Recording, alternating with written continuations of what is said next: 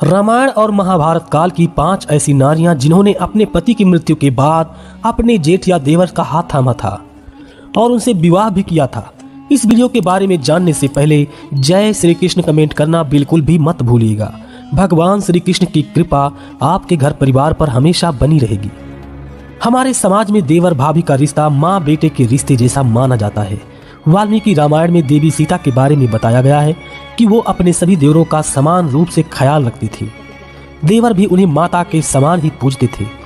लेकिन रामायण से लेकर महाभारत तक कई ऐसी कहानियां और किस्से मौजूद हैं जिनमें पति की मृत्यु के बाद देवर अथवा जेठ द्वारा भाई की पत्नी से विवाह करने की बात सामने आती है।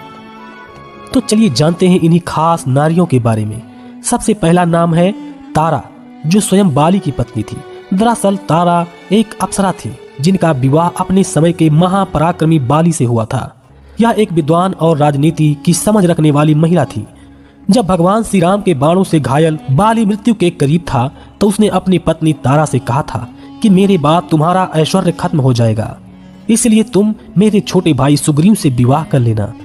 पति की अंतिम आज्ञा मानकर सुग्रीव ने तारा से विवाह कर लिया था। अगली नारी है रावण की पत्नी मंदोदरी। वाल्मीकि रामायण में लिखा गया है कि रावण की मृत्यु के बाद जब विभीषण लंका के राजा बने तो मंदोदरी ने उनसे विवाह कर लिया था। दरअसल मंदोदरी अप्सरा रंभा की पुत्री थी। ये भी तारा के समान ही एक प्रभावशाली महिला थी। रावण ने अंतिम समय में मंदोदरी को बताया कि वो जानता था कि प्रभु श्री राम स्वयं नारायण हैं और उनके हाथों से मरने से मुझे मुक्ति मिल जाएगी। विभीषण धर्म के मार्ग पर हैं, उसे राजकाज के संचालन में तुम्हारी जरूरत होगी, इसलिए तुम विभीषण से विवाह कर लेना। और कहते हैं कि मंदोदरी का विवाह विभीषण से हुआ था। अगली नारी है भानुमति। कंबोज की राजकुमारी भानुमति से दुर्योधन ने बलपूर्वक विवाह किया था, लेकिन ये स्वयं कर्ण को पसंद करती थी। महाभारत युद्ध में जब दुर्योधन और कर्ण दोनों मारे गए तो भानुमति ने महाभारत के महान योद्धा यानी अर्जुन को अपना पति मान लिया था। इस तरह महाभारत युद्ध के बाद रिश्ते की एक नई कहानी लिखी गई थी। कई किंवदंतियां तो ये भी कहती हैं कि अर्जुन का विवाह भानुमति से नहीं हुआ था, लेकिन कई किंवदंतियां ये भी कहती हैं कि भानुमति ने स्वयं अर्जुन से विवाह कर लिया था।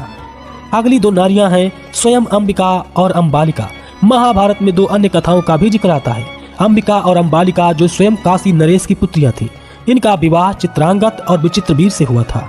ये दोनों राजकुमार भीष्म के सौतेले भाई थे, यानी ये दोनों सत्यवती के पुत्र थे। लेकिन जल्द ही इनकी मृत्यु हो गई, जिसके बाद कुरुवंश को आगे बढ़ाने वाला कोई नहीं था। भीष्म अपनी प्रतिज्ञा से बंधे थे। ऐसे में इन दोनों राजकुमारियों को नियोग प्रथा का सहारा लेना पड़ा। वेद व्यास जो अंबिका और अंबालिका के जेठ थे, उन्होंने ही नियोग द्वारा धृतराष्ट्र और पांडु को जन्म दिया था। तो दोस्तों, यही थी वो 5 रामायण और महाभारत की महिलाएं जिन्होंने अपने पति की मृत्यु के बाद स्वयं अपने देवर अपने जेठ का हाथ थामा था। अगर इस सूची में हमसे कोई छूट गया हो तो आप भी हमें कमेंट बॉक्स में जरूर बताएं। और अगर आपको वीडियो पसंद आई हो तो इसे लाइक शेयर करके हमारे चैनल को सब्सक्राइब करना बिल्कुल भी मत भूलिएगा। और साथ में जय श्री कृष्ण कमेंट करना बिल्कुल भी मत भूलिएगा।